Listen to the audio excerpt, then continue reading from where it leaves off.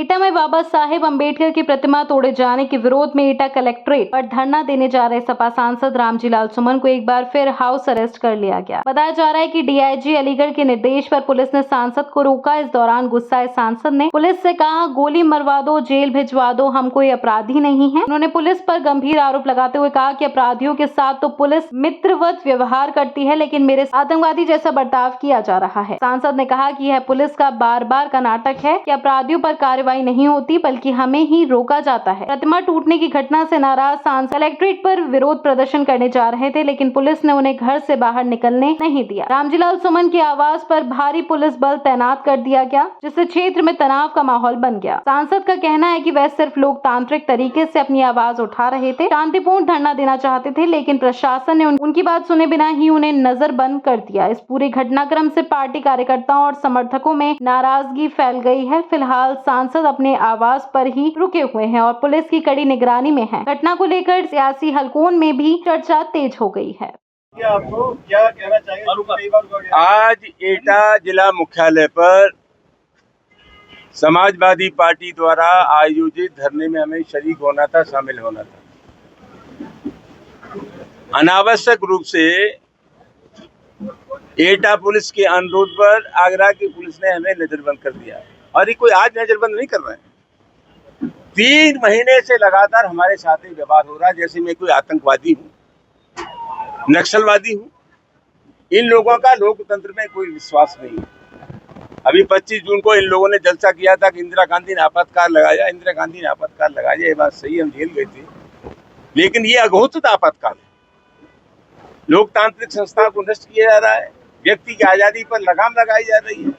आप अपने दिल की बात नहीं कह सकते, मन की बात नहीं कह सकते। तो हम जाना चाहते थे, आज एटा नहीं जाने दिया। और 3-4 मुख्य बातें थी। झगड़ा क्या है? झगड़ा यह है कि हमारे सामने कोई अगर समस्या है, पुलिस अगर उसका गुण दोष पर निदान नहीं करती है तो तनाव पैदा होता है। 3 चीजें थी। एक तो सिरसा बदन गांव है महाराणा थाने में, एटा में, जहां भगवान गौतम बुद्ध की मूर्ति 3 बार टूटी।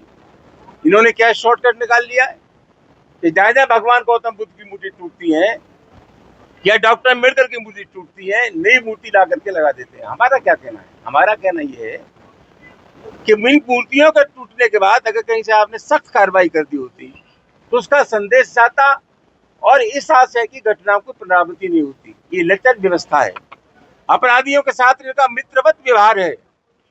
जो सख्त संदेश देना चाहिए तो सख्त संदेश कहीं से भी नहीं है। ये महाराणा की घटना है। 3 बार भगवान बुद्ध की मूर्ति टूटी और 2 बार पुलिस की मौजूदगी में टूटी। तो हम ये चाहते थे उन पुलिसकर्मियों के खिलाफ कार्रवाई हो, जो लोग इसमें शामिल हैं उनके खिलाफ प्रभावी कार्रवाई हो। दूसरा, जैथरा में 1 जुलाई को समाजवादी पार्टी के राष्ट्रीय अध्यक्ष, प्रदेश के पूर्व मुख्यमंत्री का जन्मदिन था, अखिलेश जी का। उनके पोस्टर को कुचला गया, अपमानित किया गया, फाड़ा गया। क्यों नहीं लिखी मुकदमा? दिल्ली करके लोगों को जेल भेजते, ठोक के जेल भेजते। ये कार्रवाई नहीं हुई। एक ढकपुरा गांव है, थाना आबागढ़ में, वो ढकपुरा गांव में दलितों की बारात नहीं चढ़ने दी, उनके खिलाफ कार्रवाई नहीं हुई। पुलिस के एक सिपाही को चोट आ गई थी, मुकदमा दर्ज हुआ, उसमें दलित समाज के लोगों को भी नामजद कर दिया। इसकी घटना से कोई संबंध नहीं था। इन सब घटनाओं के बारे में हम धरना देना चाहते थे समाजवादी पार्टी के साथियों के साथ। हमें धरना स्थल पर नहीं जाने दिया, रोज हमें रोका जाता है। ये मेरे मौलिक अधिकारों का हनन है। समाजवादी पार्टी के कार्यकर्ताओं के साथ जो व्यवहार हो रहा है सही लगता है। हमने ये भी कहा कि हमारी पार्टी पर आप बैन लगवा दीजिए। अगर राष्ट्रीय अध्यक्ष का अपमान होगा तो हम चुपचाप बैठेंगे, अगर दलितों पर अत्याचार होगा तो हम चुपचाप बैठेंगे। समाजवादी पार्टी का ये धर्म है कि समाज के किसी भी वर्ग पर अत्याचार होता है, अन्याय होता है, तो पार्टी के कार्यकर्ता ताल ठोक करके ये कह दें कि हम अन्याय बर्दाश्त नहीं करेंगे। यही राजनीति और यही राजनीतिक धर्म है। उसका भी निर्वाह हमें नहीं करने दे रहे। अभी अलीगढ़ रेंज के DIG, ADG Agra, police commissioner Agra, police कप्तान एटा ने हमें स्पष्ट किया है कि इन सभी मामलों पर प्रभावी कार्रवाई होगी।